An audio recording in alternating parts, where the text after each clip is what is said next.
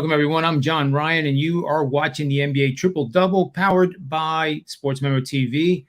And as always, I have Ronald Cabang in the house as my co-host. Welcome to the show, Ronald. Well, game one didn't work out real well. I had the under, which lost. So that was a little bit disappointing. But more disappointing than that was my in-game strategy that I had emphasized on a few shows other than the Triple Double show, even on the Odds Breaker show.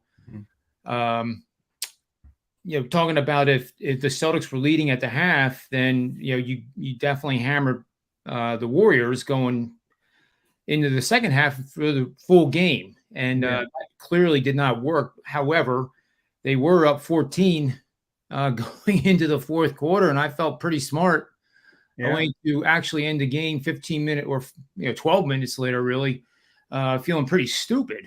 But I guess not stupid, but it was amazing. I don't have any concrete evidence of what happened. At least I haven't, seen anything in the. It just seemed that they took their foot off the gas pedal, and then they couldn't put it back on the gas pedal. What did you think? Yeah, I think I did a few shows yesterday, and one thing that I talked about was I wouldn't doubt if the Celtics would be leading at halftime, and they led at halftime. I also brought up game one against the Heat, the Celtics versus the Heat, how that the exact same situation happened. They led at half, and then in the third quarter the Heat took over. I expected the same thing here with the Warriors and how they played well in the third quarter. They made the adjustments, took over in the third quarter. And the fourth quarter is where things went crazy. I think the Warriors. We were just talking right before the show here. I think the Warriors were a little overconfident coming into that fourth with a double-digit lead. They put in a lineup that wasn't ready for this moment. And once the Boston Celtics picked up that momentum, they didn't quit. They put that momentum together. They put a nice run there, and they didn't stop. They just kept going. Once you pick up that momentum, it's kind of like what we talked about in the regular season, right? When you peak early in the season, it's sort of too early, right? You want to peak towards the end, and the Boston Celtics did that yesterday. They put together the best run that they could in that fourth quarter. Derek White, Al Horford, and Brown really picked up the pieces for Tatum, who went 3 for 17. That's scary, right? You see Tatum struggling, and the Boston Celtics win. As a Warrior backer, you're probably scared right now. I don't blame you. So Celtics did what they did yesterday. Definitely 3 quarters out of the 4 was something that we were looking at yesterday. That fourth quarter was where it shocked us. Yeah, and just looking at the box scores, Steph Curry adding to the fact that Tatum had a rather subpar game. I think he was 3 for 17, but he did set an NBA record for 13 assists. NBA Finals debut player with the most assists ever at 13, eclipsing it by 1. That's pretty good stuff because he did involve his teammates when he probably felt he didn't have the shot. 3 for 17 is not good, but Steph Curry goes off for 34, which is kind of normal for him. We almost expect that. I think that adds more fear to the Warriors' problems as fans. They suddenly go from a 14-point lead and look like they're going to cruise to game 1 victory. Now their backs are solidly against the wall. It really, even though it's a 7-game series, it's a must-win in game 2, and there's no other way to look at it. Right now, there's no advantage. It's really 3 home games for each side now. So the home advantage is taken away. We'll see how that goes. JB, good call yesterday, man. You did a good job. You talked about the Celtics, and they got it done. So good for you there. If Steph really did well in the first quarter. And in the second quarter, the bench kind of took that momentum away from him. So that was something that I don't even think he scored in the second quarter, if I remember correctly. So that was some momentum that got taken away from him. To me, I think Kerr didn't plan that game out well. I think, especially in that fourth quarter. Yeah, I think you're right. Yeah, they were allowing the Celtics defensively. They weren't pressuring them at the arc like they had in the first three quarters, and they were Yeah. letting them get set Mhm. inside the arc, and they couldn't undo it. Even though Kerr told them Yeah. what was going on, they couldn't undo it.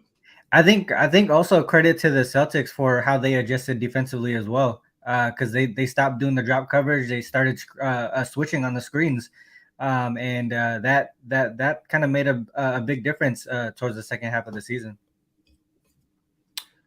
Well, we a good friend of mine here. Kevin, I can tell you that after the show, since it's an NBA show. But Major League Baseball, I think you've been with me before. You know how the baseball has run. We did pretty darn well over the last 5 seasons. So I would encourage you to get on board for Major League Baseball once again. And honestly, I'm surprised you haven't. You've been one of my longtime subscribers. So let's get that fixed and take advantage of the discounts over there, okay? And JB Brown here. I think JB, I think it just has to do with the fact that people are expecting the Warriors to bounce back here. I think we bring a lot about the revenge factor and the zigzag theory and all that stuff. I think that's probably what the books are expecting here and why the line has gone the other way. But I still see a lot of that, the zigzag theory here. Obviously, the Boston Celtics took that home court advantage away, so we'll see how it goes. It's hard to see the Warriors losing back to back, but it is the finals, so unexpected things will happen.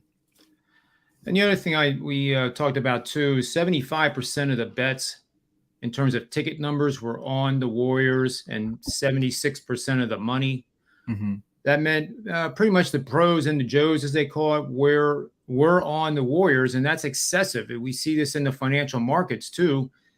When you get sentiment indicators of 75% or more bulls, you have tops, and when you get 25% or more bulls, or 75% of the population is bearish and wouldn't buy a stock with anyone's money, then that's when the bottoms happen, and it's just the herd mentality, and it's just the way human nature is. Mm-hmm. But that was kind of a warning sign, and I think we talked about that pretty well yesterday. That it would not be that surprising if Boston walked in and did win by double digits. I mean, I actually remember saying that. I thought that was you. I think you said something about sprinkling some on double digits win for both sides, and it would be plus. Oh, maybe that was you. Was that's that you? right. Was that you? Yeah, That was me. I think it was. Yeah, I believe it was you. You said something about taking both Celtics and the Warriors to win by double digits. It would be plus like 600 or something. Yeah, something like that. It was plus 1050 at BetMGM. I'm glad you remembered that. See, I was trying to figure out who said that yesterday or last night. So that was pretty good. That was an interesting call, and it ended up happening. And if you ended up doing that and listening on the show and ending up actually sprinkling some money on that, that was a profitable bet there. Yeah, it was a win by 11, 12, 13, 14, 15, 16 points by Boston was 1050, and 750 or 650, I think it was, for Golden State to win by double digits, which we had in motion through three quarters. It looked like that was a possibility. Yeah. I honestly did not bet any pizza money on either one. I didn't either. I didn't either, but just like, obviously hindsight, right? Like you just look back and you think about the things that you mentioned, and you're like, dang, why didn't I push myself a little bit more to bet that? But that was a good call there. And one thing to note too is something that Ralph Michaels from Wager Talk brought up is, whenever whoever wins usually covers the spread, especially in the NBA Finals, and sometimes it's by margin.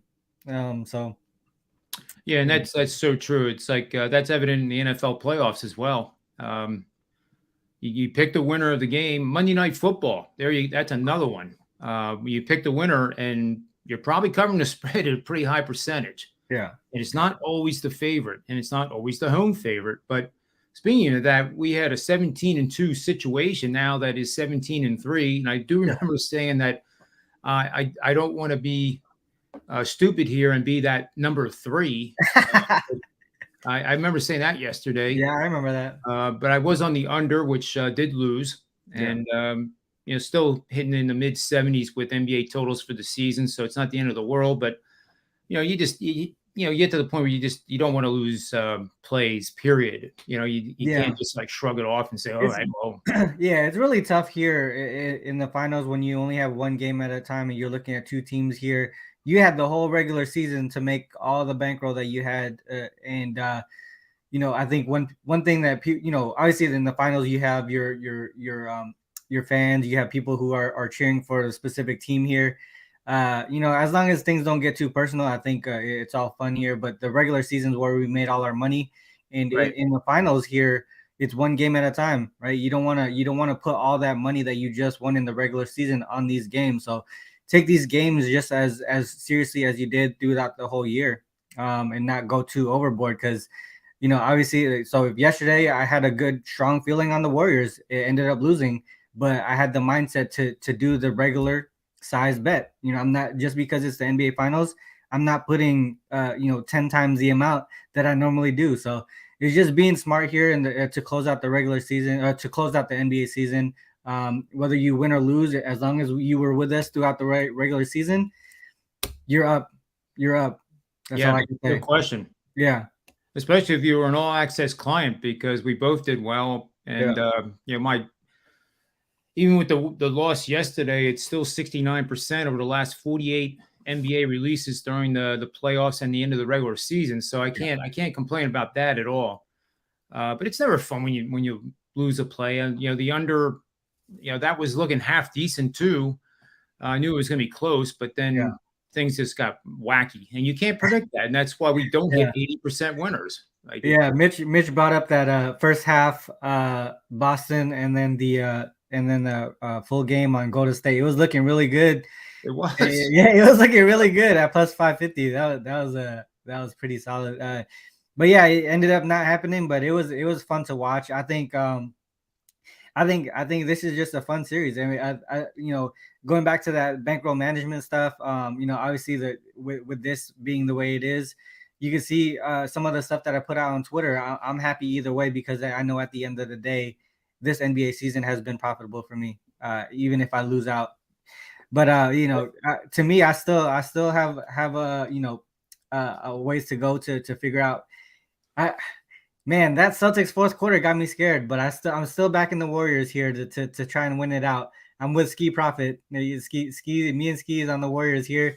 Hopefully we get it done. But if the Celtics get it done, I'll be happy as well. It's all fun.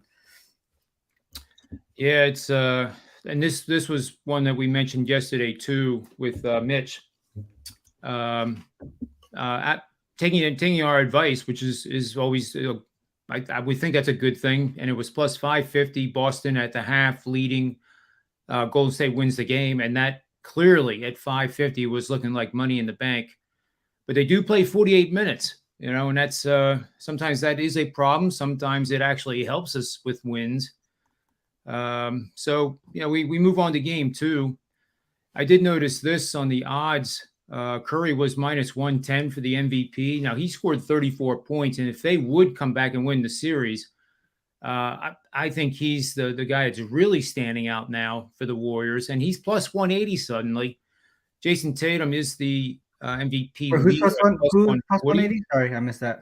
Steph Curry is plus 180. Yeah. So he's moved a lot, but who's moved the most is Marcus Smart, gone from 40-1 to 16-1. What did we say yesterday, John? Yep. What did we say yesterday? Defense wins championships. But the thing is, he didn't really limit Steph Curry, but he brought it offensively. I think it's surprising to me that Tatum is still the favorite on the Boston side. I think that's one thing that's surprising to me based off of how he performed yesterday. I don't know if 3 for 17 is negated by the 13 assists, but if Brown consistently. If Brown and Horford consistently play like they did yesterday, and Smart, and if Smart can limit Curry the rest of the way, and Boston wins, I don't see Tatum winning that title. I don't know if he should be as much of a favorite as he is at the current moment.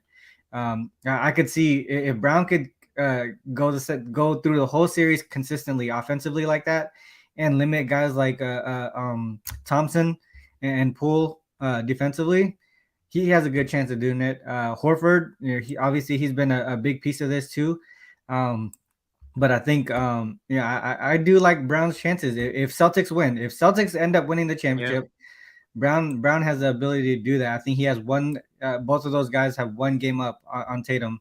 Unless Tatum goes off for the rest of the season series, he shouldn't be the one that wins the MVP based on game one, because he didn't make that. To me, he didn't. His impact on that game was. I don't think he was MVP worthy, even with the 13 assists, in my opinion. Yep, I agree. Yeah, I mean, 3 for 17 is not going to cut it for the award. That alone. Brown is actually plus 500. Thompson plus 2,500. Al Horford, who had a very solid game, is now 16 to 1. I believe he was at least 60 to 1 yesterday.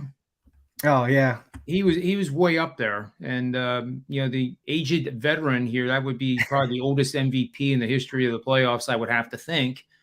And Wiggins had a solid game, and I know we were talking about him as being value at 40 to 1. He's now 25 to 1. Mm-hmm. But there's a ton more to go on in this series. The betting markets are still telling us this is going to go 6. Golden State Warriors win 4-2 plus 600. Boston wins 4-2 is plus 300.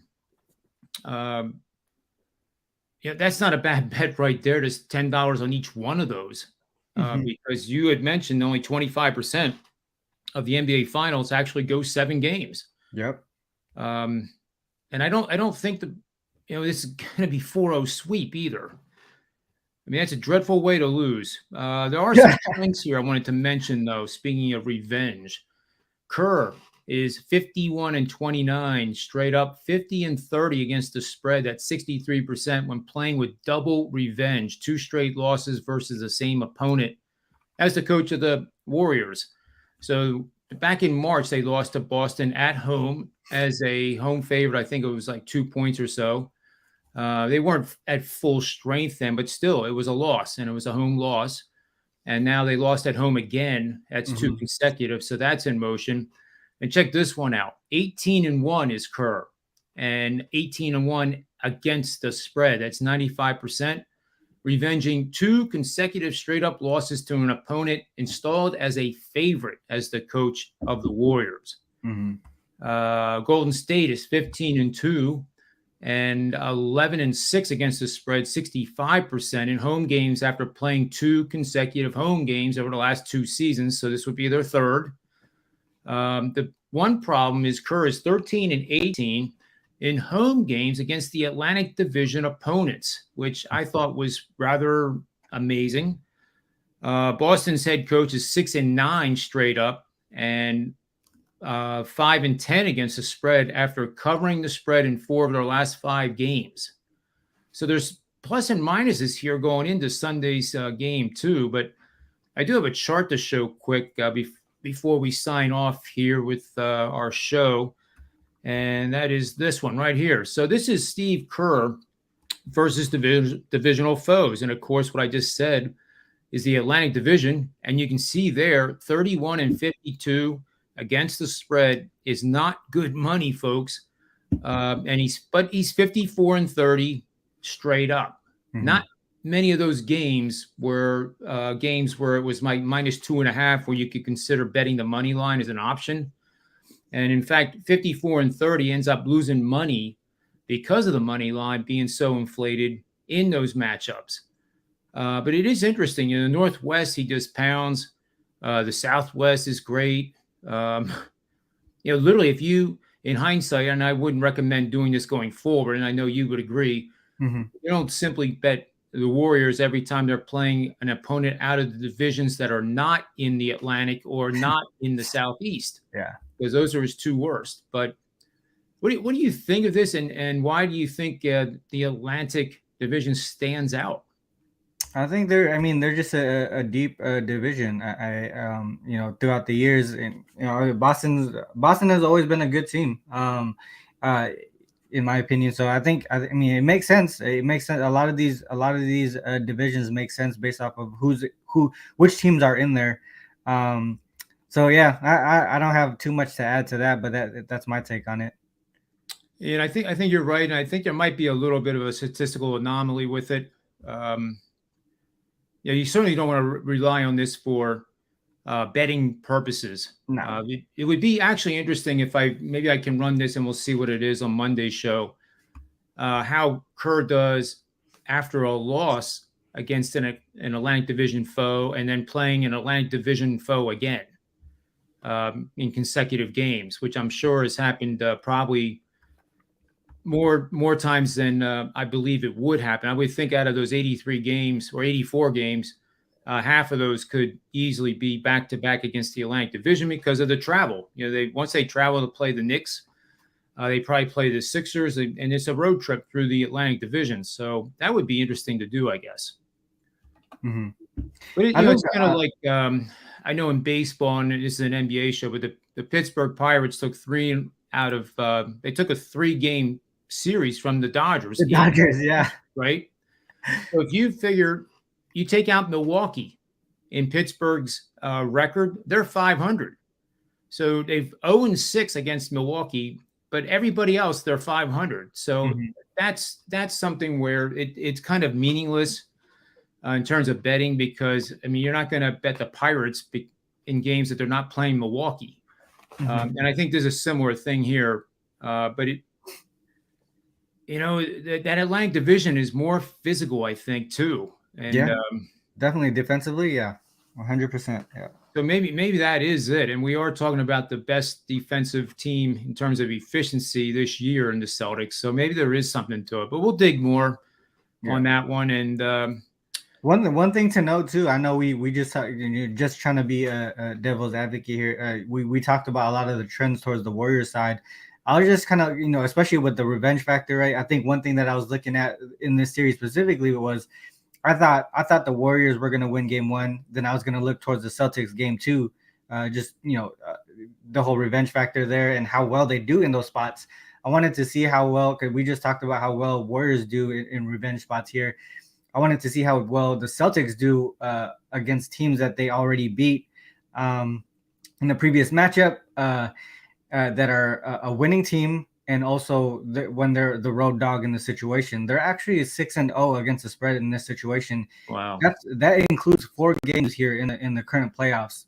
2 games against the Nets, once against the Bucks, and then Warriors here in game 1.